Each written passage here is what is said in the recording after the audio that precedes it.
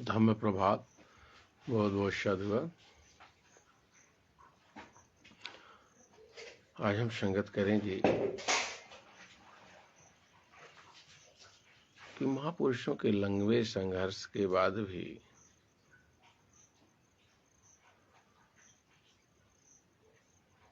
परिणाम आशाजनक नहीं रहा। अभी भी जिन लोगों के लिए महापुरुषों ने, बुद्धों ने संघर्ष किया, उनका हाल वैसे का वैसे है। आज भी बहुसंख्यक आबादी हक और अधिकार विहीन है।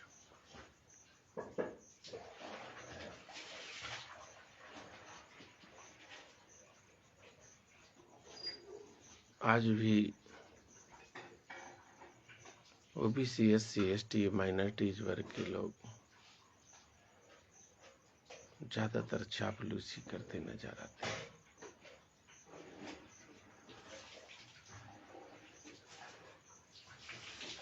जिनको ओबीसी, एससी, एसटी, माइनॉरिटीज वर्ग के लोग नेता मानते हैं, देखने में आता है कि वो सामान्य वर्ग के लोगों के यहाँ पहले से खूंटे में बंधे नजर आते हैं।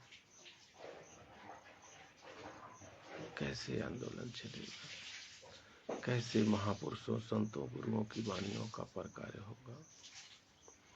हमारा जो दोहरा चरित्र है और हमारा जो दोगला चरित्र है, एक तरफ हम जब ओबीसी, एससी, एसटी और माइनॉरिटीज वर्ग के बीच में आते हैं, तब हम ये भाषा बोलते हैं, और जब उनके बीच में जाते हैं तो चमचागिरी की भाषा बोलते हैं। ये हमारा दोगला चरित्र है, हमको कहीं का नहीं रहने देगा।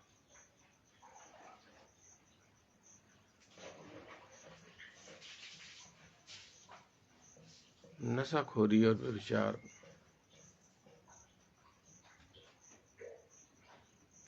और झूठ पहले से ही आपको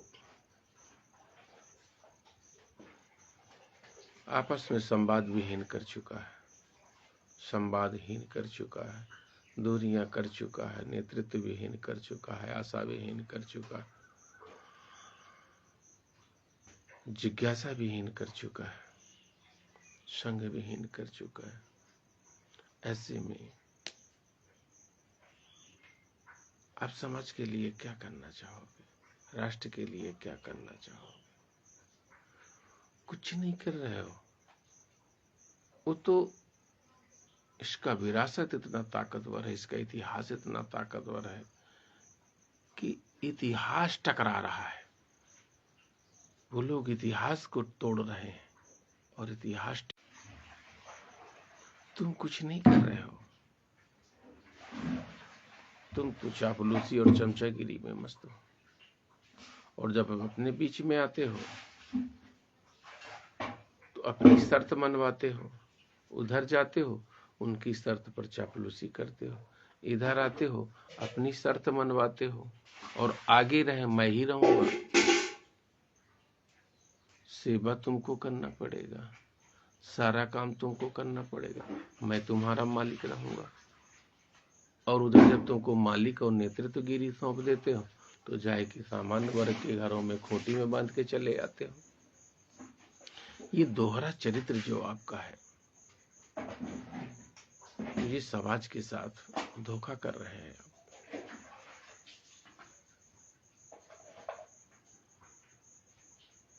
बीटीएमसी का बीटी एक्ट जो है के निरस्तेगी का आंदोलन चल रहा है। शासन और प्रशासन ने खरीदने का और कुचलने का भरपूर प्रयास किया है, और उस आंदोलन को भोथरा करने के लिए, उस आंदोलन को खत्म करने के लिए पूरा प्रयास कर रहा है।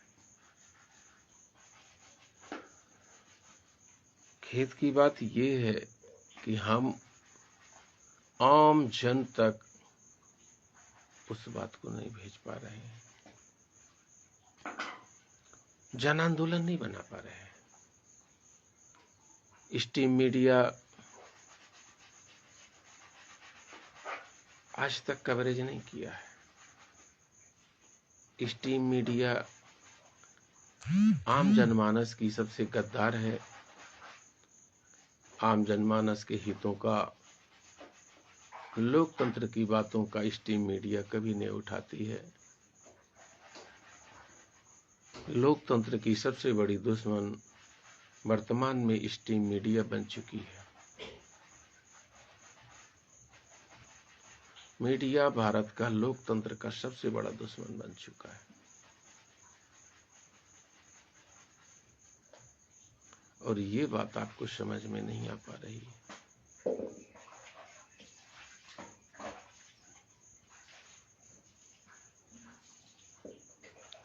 आप संघ का संचालन नहीं कर पा रहे हैं, संघ के साथ संगायन नहीं कर पा रहे हैं, संघ के साथ कार्य नहीं कर पा रहे, संघ के साथ संचालन नहीं कर पा रहे, संघ के साथ सारी क्रिया विधियां नहीं कर पा रहे, कन्वीनियंस नहीं कर पा रहे हैं। आप अपने को तो मजबूत बनाओ। तुम जाति भी रहना चाहते हो और विजाति की भी वकालत करते हो। तुम पाखंड में भी रहना चाहते हो, पाखंड विहीनता की भी वकालत कर रहे हो। तुम ऊंच नीच भी बने रहना चाहते हो और ऊंच नीच खत्म करने का भी बात करते हो। ये तुम्हारा दोहरा चरित्र तुमको पतन की ओर ले गया और ले जा रहा है। इन बुराइयों से बाहर निकलो। बड़े लंबे चौड़े भाषण, बड़ी लंबी चौड़ी काल्पनिक कपोल कल्पित किताबें, ये तुमको कुछ नहीं दे सकती। उनमें अपना कैरेक्टर मत खोजो। तुम तो सीधा साधा सरल मार्ग पर चलने का प्रयास करो, जो शाश्वत सत्य है।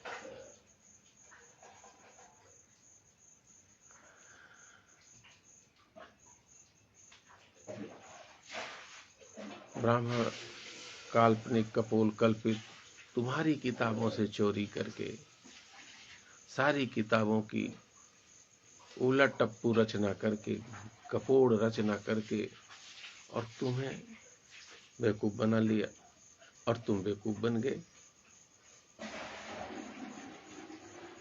वो मालिक बन गए, तुम दास बन गए। काल्पनिक कपोल कल्पित अल्लाह खड़ा कर दिया और भारत को टुकड़े टुकड़े करने में ब्राह्मण का सहयोग किया और तुम टुकड़े टुकड़े होते गए। तुम्हारा ईमान नहीं रहा, तुम्हारे अंदर जमीन नहीं रहा, तुम्हारे अंदर संगठन नहीं रहा, तुम्हारे अंदर त्याग समर्पण नहीं रहा, तुम्हारे अंदर समरसता और बल नहीं रहा, जिस कारण तुम निर्बल पड़ गए, दुर्बल पड़ गए और आज दुर्गति का शिकार हो गए। मुट्ठी भर विदेशी आता है, यहाँ शासन करने लगता है, यहाँ की धन धान स्त्री आबरू सब लूट के चला जाता है और तुम देखते रह जाते हो। भारत में लोकतंत्र नाम की कोई चीज नहीं है, तुम देख रहे हो कैसा तुम्हारा चरित्र हो गया है।